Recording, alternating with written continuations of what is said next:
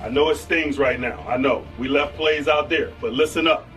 Fellas, we may have lost, but now we're on track for 9-8. Yeah, 9-8, baby. Let's go. Not sure if that was real or AI. Big geek news. So I can confirm that was AI, but unfortunately, this answer from Tomlin's press conference today wasn't. Just got to keep doing what we're doing and do it better. Great. More of the same. We're going to be doing the same stuff, but better. Does that mean actually we're going to be worse? Like, that's the plan? Because if we're going to be doing the same thing that has been giving up all these 30-plus point games and, you know, having us rank the 30th defense in the league, we're going to keep doing that, but better. So are we going to be worse? Instead of 35 points, we're going to be giving up 40, 50 points?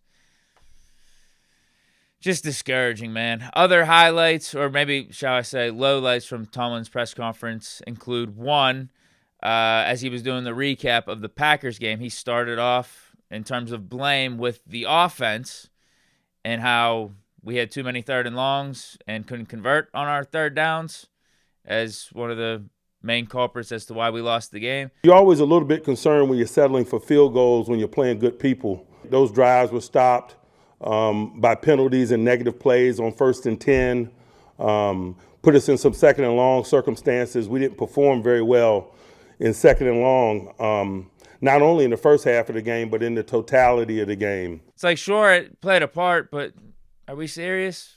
Talking about the offense as the biggest issue, or starting off with the offense as one of the issues of the Packers game? Are you kidding me? 25 points? That's suffice. That is definitely suffice from an offensive standpoint. What about the defense? And he did talk about the defense, clearly not good enough, all that, throughout all the cliches. But one of the more alarming things that I heard from Tomlin in regards to the defense is how we're not getting enough splash and how it's such a main component of our defense and how we operate on a game-in and game-out basis and how we rely on turnovers like that. The fact that we don't get them is another one of the main reasons why the defense looks so bad and we're getting out of these stadiums with L's instead of dubs. It's like, I get it. Yeah, turnovers are good, but I think we should focus more on just playing good defense and having good schemes before we talk about turning the ball over and always relying on splash.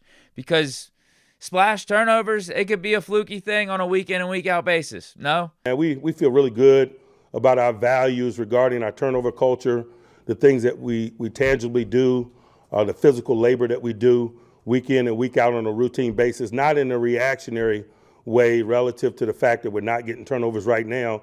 No, it's just a component of our everyday business.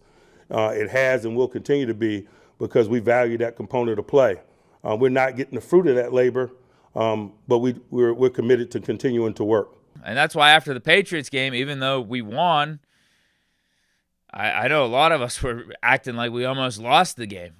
We had the 5 turnovers, but Drake May and Patriots offense was moving the ball up and down the field. Our defense looked like Swiss cheese. Luckily, they fumbled a couple times at the goal line, threw a pick at the goal line.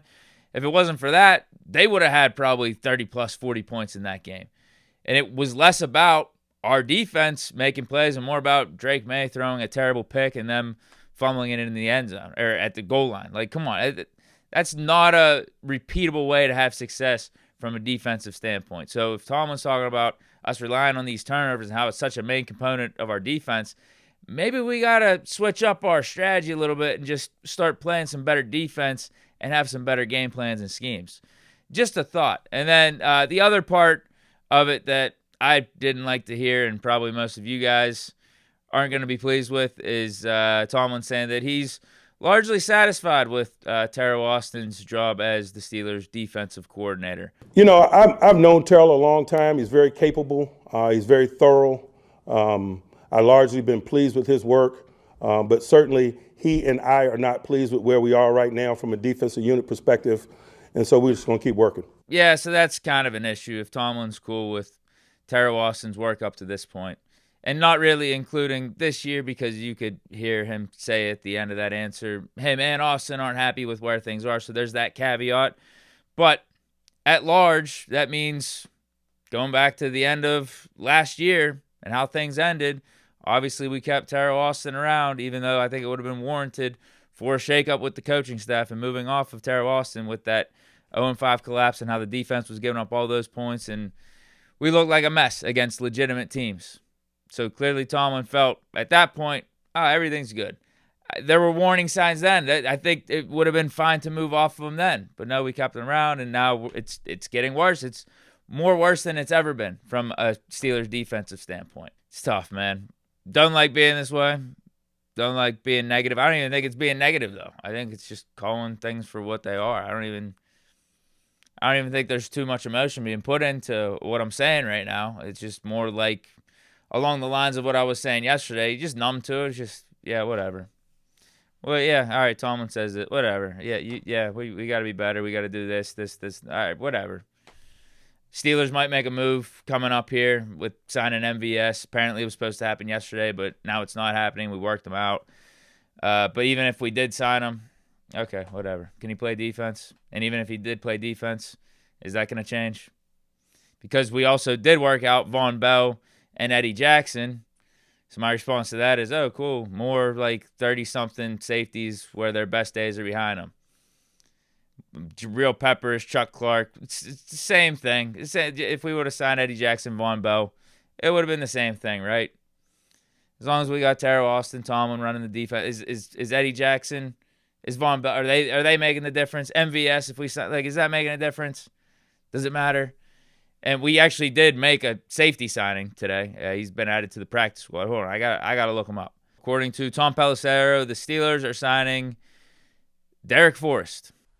Who? He's appeared in 40 games, started 17 games for the Commanders. One season he had 88 tackles. I mean, blah, blah, blah. Who cares? Who cares? It's not moving the needle. It doesn't matter. Now, we did get some news that does move the needle in a positive direction. Let's finish the show with some good news.